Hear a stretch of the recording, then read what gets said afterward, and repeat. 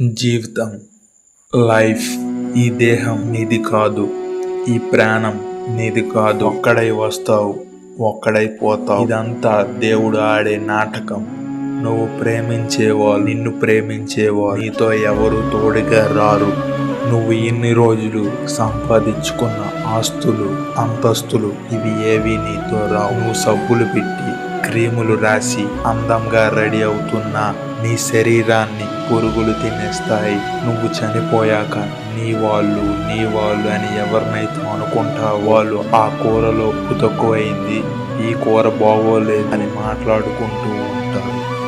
నువ్వు పోయాక ఎవరి లైఫ్లో వాళ్ళు బిజీ అయిపోతారు. అంతేగాని నువ్వు పోయావని జీవితాంతం ఏడుస్తూ కూర్చో. కాబట్టి ఎంత సంపాదించావు, ఎన్ని డబ్బులు ఉన్నాయి కాదు, ఎంత మందితో కలిసి ఉన్నావో, ఎంతమందికి సాయం చేశావు, ఎంతమంది నీ వల్ల ఈరోజు సంతోషంగా ఉన్నారు అనేది ఆలోచించు. కాబట్టి బహుశా బృందావనం సినిమాలో ఎన్టీఆర్ ఈ డైలాగ్ అందుకే చెప్పుంటాడేమో.